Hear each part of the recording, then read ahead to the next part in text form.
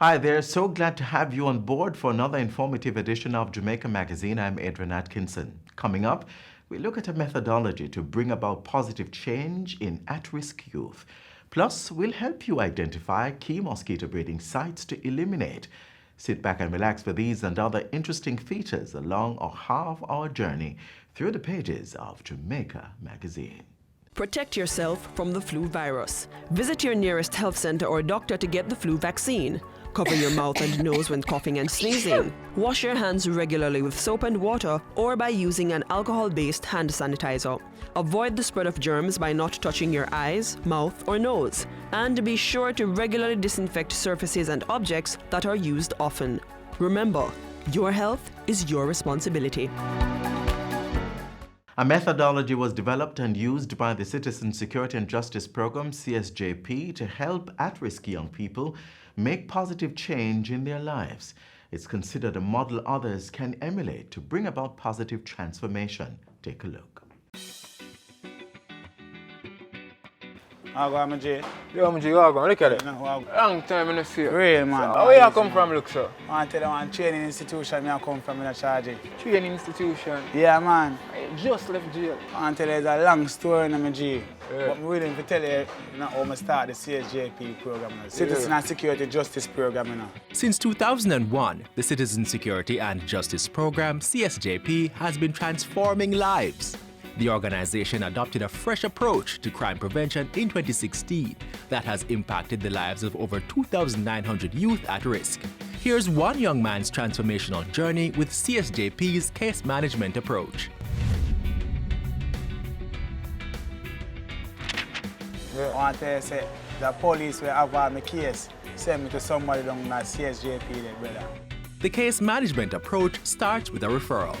The person could be referred to CSJP by another organization or even an individual. Referrals may come from a variety of sources, including justices of the peace, non-governmental organizations, judges, police, or correctional officers. The CSJP conducts screening for 13 risk factors before accepting clients into the program. I just started the program, my brethren. I meet with somebody will ask me a whole heap of questions. So, Jerome, where do you live? I'm on a translate, I say so. Do you have any matter before the court currently? Not at the moment, miss. What about smoking? How many spliffs do you smoke per day? Well, depending on my mood, miss, I'll smoke like 6 to 10 spliffs per day. Yes, miss. Okay. They do the screening to ensure that all persons meet the program's criteria.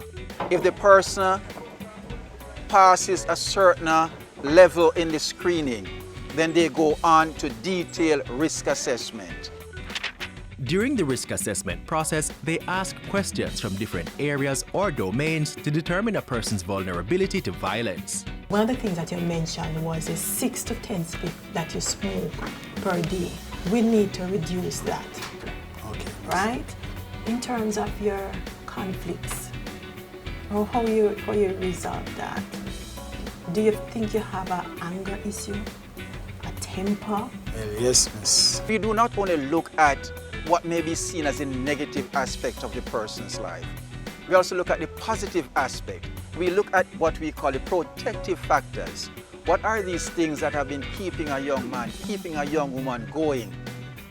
And we use those in a treatment plan. On the completion of the risk assessment, the person is determined to be a low risk, high risk, or medium risk. Individuals deemed as a medium or high risk if left alone without treatment could become involved in violence, and so those persons would be engaged in the treatment plan. Jerome, you did well. Based on this discussion now, what we're going to do is the case plan. What is the case plan? The case plan is a list of areas based on a discussion. We are going to identify areas that we are going to treat with. What is your preferred skill area? What do you see yourself doing in this program? Foods and preparation. So our first step is to ensure that you do the hard entrance test. Educational opportunities were just one service offered in the case plan. Depending on the identified needs, other treatments may have included psychological services and counseling and substance abuse therapy. The treatment could also include pre-vocational training to boost numeracy and literacy skills and improve their chances of qualifying for a vocational skills training program. It's a nice program, man, and them offer you good sessions. What kind of sessions? Sessions, man, like if you have an anger problem, them try to lower it. If you have a smoking problem, then try to get up on a level where you can either smoke one or none at all. The program is so good. And it was. Clients not only left the program less prone to violence, but with a skill, equipped with anger management and sobriety tools, and better positioned to make positive contributions to their communities and society on a whole. The CSJP's case management approach, a purposive way of transforming lives through social intervention, a methodology worth emulating by other entities seeking to develop the nation's youth and build a safer Jamaica.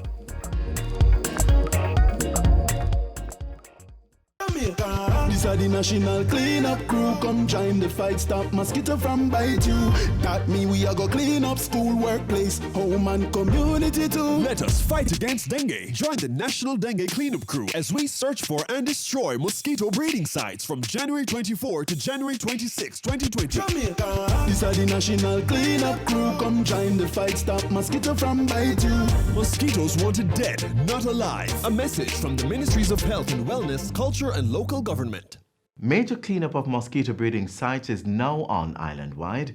In our next feature, we'll help you to identify and eliminate breeding sites in your surroundings as you go out to do your part in the fight against vector-borne diseases.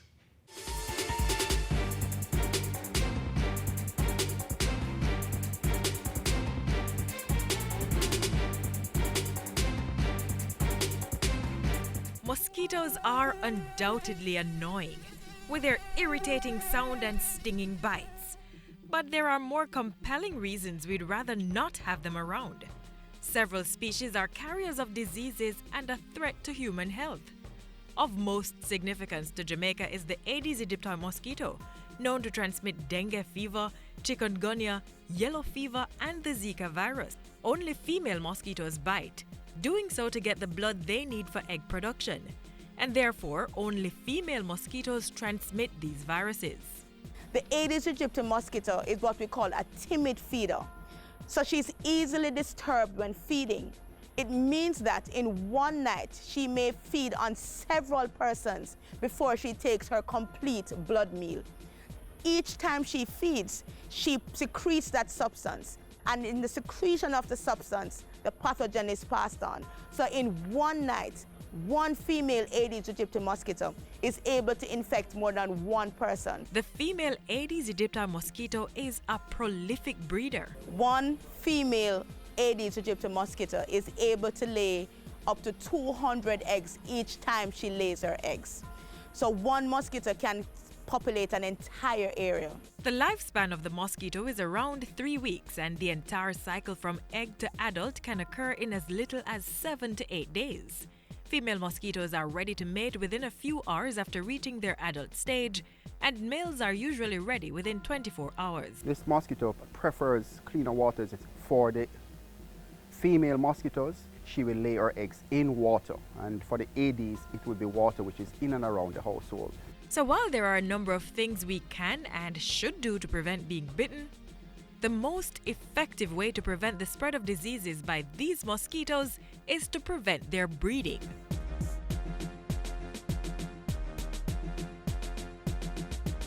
The Aedes aegypti mosquito is a mosquito that breeds in a containerized environment. They do not breed in rivers and drains, but they breed in containers that can be found in and around where persons dwell. So come with us and let us show you some of those breeding sites. This is a typical dish drainer that we find in most homes. And under most dish drainer is a tray that collects the water that comes off the dishes. And believe it or not, we have found breeding in several homes in these dish drainers. Yes. You can see that we have water that has settled. If this water does not evaporate quickly, it can lend itself to the breeding of the Aedes aegypti mosquito. So you not only have to empty the dish drainer, but you have to scrub to remove those eggs. This is the typical saucer that we will find under a plant. The rain has reached into fallen, it has collected water, and right now it is steaming with the Aedes aegypti mosquito. Do you have some of these in your home? Aedes aegypti prefers water that is a little bit on the cleaner side, and it's found in a shaded environment. So what should we do with something like this? It's quite simple. You need to throw away the water.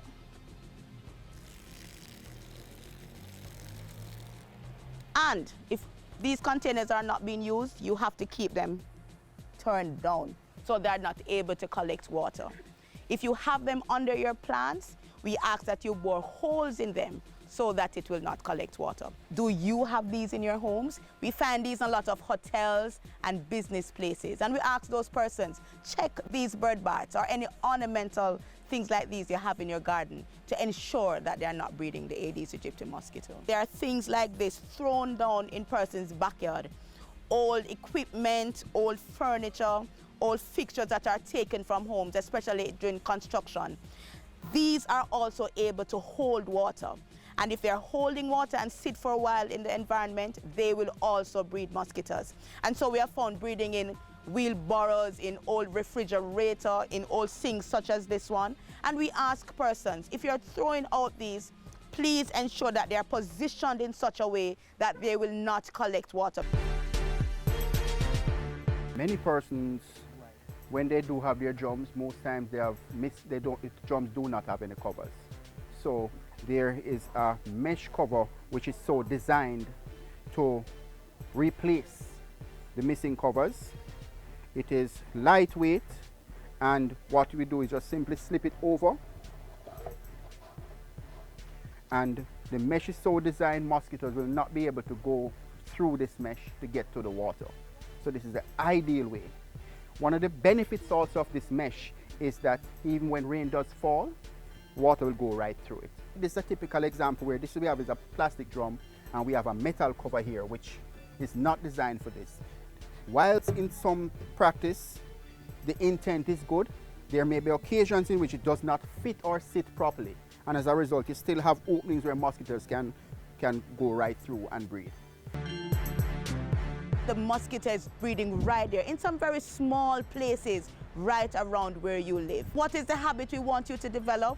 Once every week, search for and destroy the breeding sites of the Aedes aegypti mosquito.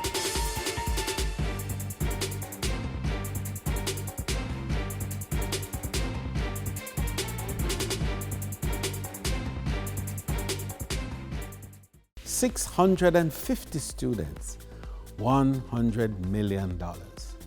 How are they connected? Through the Hospitality and Tourism Management Program offered at 32 high schools across the island. It's a 2-year program to equip future tourism workers with the requisite skills to meet the demands of the growing global industry. Graduates will be certified by the American Hotel and Lodging Educational Institute and received an associate degree from a local college. We're building a resilient tourism industry through human capital development. Government values the importance of partnership in development, which serves to improve the economy and well-being of citizens. A key partner in Jamaica's advancement over the years has been the Inter-America Development Bank. We now have a look at how the partnership with the IDB helps to transform Jamaica.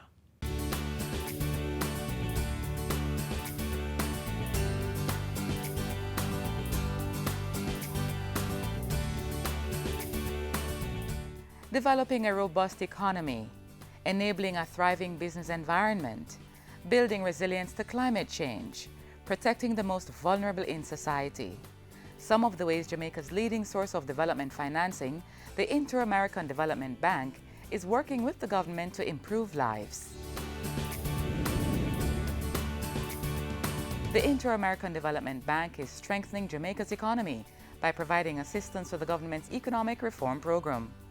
We started out on this journey 4 years ago with the 2013 IMF program, which had a very significant financing component to it. So part of it was funded by the IMF, part of it was funded by the IDB, part of it was funded by the World Bank. So we were 3 partners all helping Jamaica restructure its economy. That has been extremely successful, as you know. Jamaica sailed through that program, met every single target, all the reforms were done, and hence we see confidence coming back, not just domestic investors, but also consumers are starting to feel like, all right, things are happening in the country.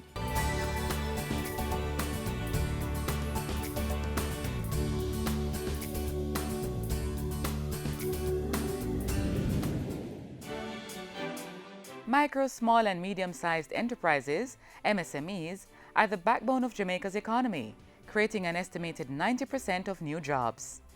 The IDB engages MSMEs through the Multilateral Investment Fund, MIF. Primarily through providing access to finance to entrepreneurs and also to help them with their capacity building and create an ecosystem in which they can thrive and do well. Funding from the MIF was channeled through the Jamaica Stock Exchange to assist businesses such as CAC 2000 Limited to access equity capital through the junior stock market. We are growing, we are trying to manage the growth. We are actually growing out of our establishment right now. We don't have enough space, so we're looking to expand as much as we can now. Red Stripe's Project Grow, which aims to replace 40% of an imported raw material with locally grown cassava, has been boosted with a technical assistance grant of US $80,000 from the IDB. We have 200 people now working under this project. If you take into consideration that you take an impact of an average of 7 persons impacted by every direct people employed, we're impacting almost 1,400 people in Jamaica. Larger companies receive assistance through IDB Invest, the private sector arm of the bank. Investments are made in projects that will have a major development impact in the region and the country. If you look at the Kingston Container Terminal project, for instance, we've provided almost 90 million in financing to that project. And the whole idea here is that with that investment, Jamaica can play a greater role in being a logistics hub and playing a role in international transshipment. The IDB is helping to build Jamaica's resilience to climate change through the Pilot Program for Climate Resilience, PPCR. We have right now 3 major projects that are being supported under the PPCR. The first one is on a national level, and that's the adaptation program and financial mechanisms. The second side of it goes directly into adaptation. And the third component of this is the financial mechanisms. And one of them is a line of credit that is being implemented by Jamaica National Group. The owners of Forest Park Guest House and Farms used this loan facility to make their business more climate smart. These ponds basically harvest the rainwater, and from that we can do whatever needs that the farm has. The bank helps vulnerable Jamaicans through the Program for Advancement Through Health and Education, PATH, and the Citizen Security and Justice Program, CSJP. I don't think I would have done so successful if I wasn't on the PATH program, knowing that the lunch that they provide for me every day, it helped me a lot knowing that when I have more food in my belly, it can help me to stay up more and study more for longer hours. The IDB has been a supporting partner of the CSJP, a crime prevention initiative, since the program started 17 years ago. The various services offered by the CSJP have impacted several volatile and vulnerable communities across Jamaica. We have a program called the Violence Interruption Program, which is implemented by PMI on behalf of CSJP. And we have seen communities or groups in communities that have gone into peace truce. The Inter-American Development Bank continues to work with the Jamaican government to improve lives and help Jamaica to become the place of choice to live, work, raise families, and do business.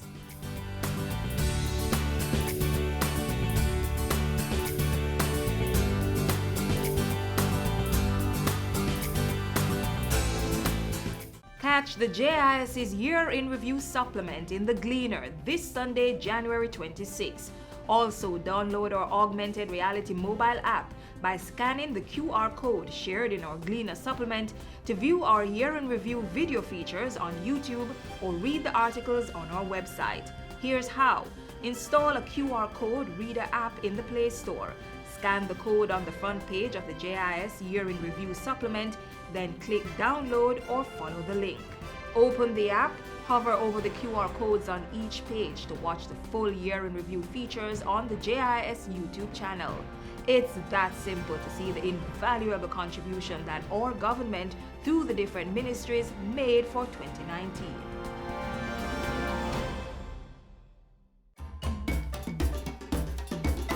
On the board this week, the Jamaica Gospel Song Competition's regional audition makes its second stop in St. Anne on Friday, January 31. Auditions will be held inside St. John's Anglican Church Hall in Ocho Rios. Auditions start at 10 a.m.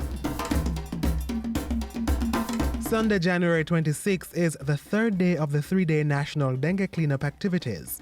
Tomorrow, householders and citizens are encouraged to search within their homes and around the yard for mosquito breeding sites and get rid of them.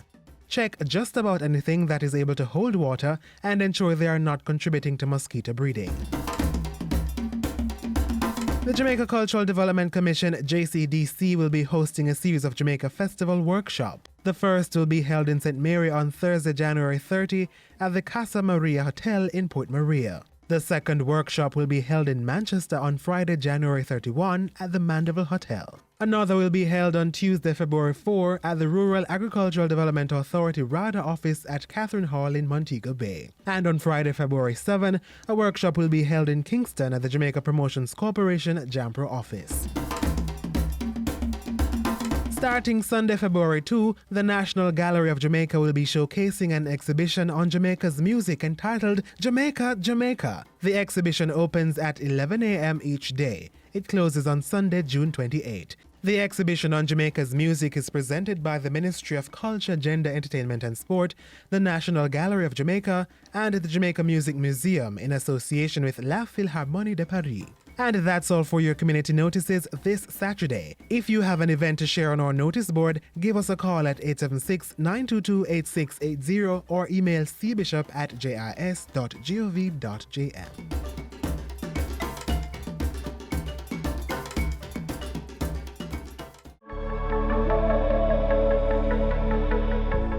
To provide jobs for persons, it lets me feel like, I'm really contributing to the economy of the country. It's just a good feeling. And to produce the quality products, to compete with the international market and to produce goods that actually look much better than imported goods, it's a good feeling for me.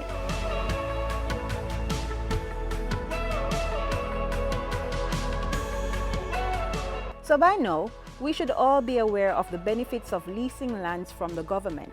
But once you've leased the land, how do you maximize returns? Well, knowing the soil type is important.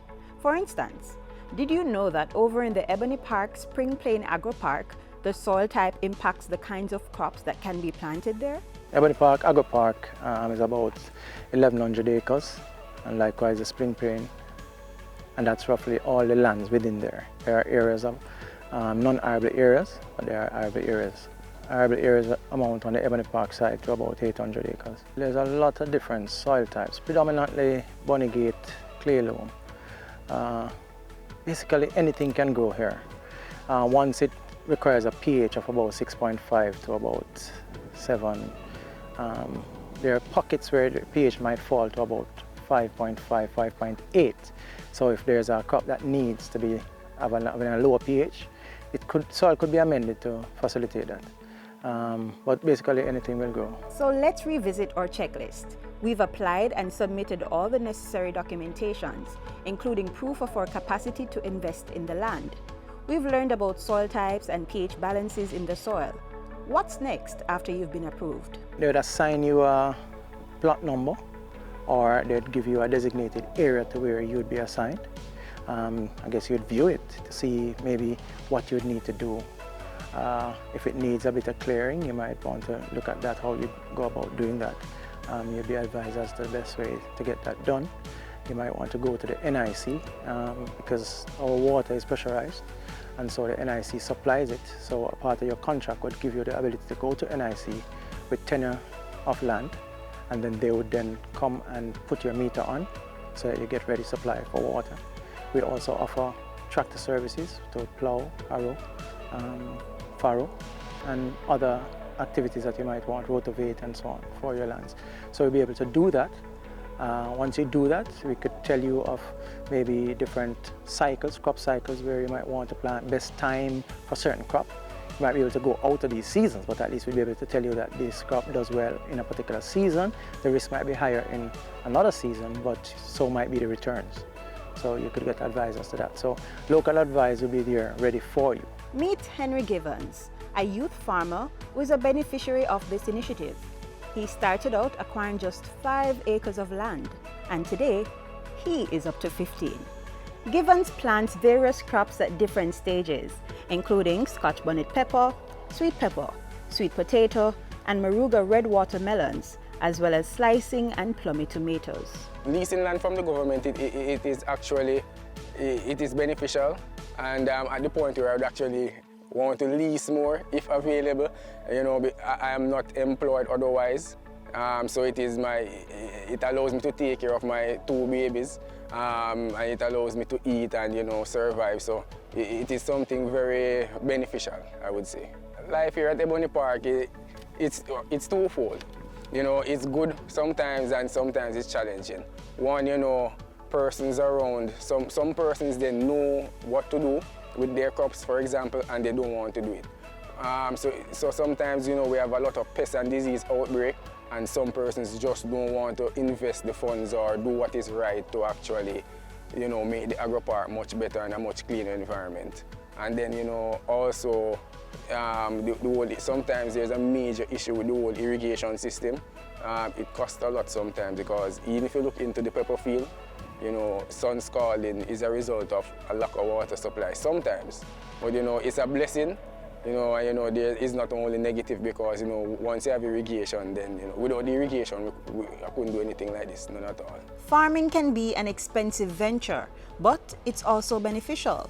As a youth farmer, the challenges may not even be financial. Some older persons, because they're so, well, relatively young, they don't want to work with you because they said they don't want to work with a younger person. However, you know, sometimes it's good to know that, you know, for some persons that really can't afford to go into the farming as deep, that you can provide them with not only a job, but you can also assist them with technical, you know, technical advice to improve their smaller production that they do as well. My advice to younger farmers or investors is that they should not be discouraged or swayed from agriculture. It is something that can be beneficial, and, you know, it is a good way to make a good foundation for themselves and their families. So it's something that they should look into and be strong about it. That's the only way we can build our country.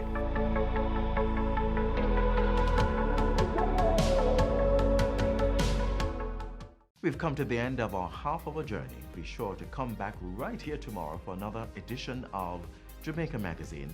Until then, continue to watch these and other programs by logging on to our website, jis.gov.jm, or subscribing to our YouTube channel. You may also find us on all the major social media platforms and through our mobile app that's Android and iOS compatible. On behalf of the entire production team, I'm Adrian Atkinson. Thanks for watching.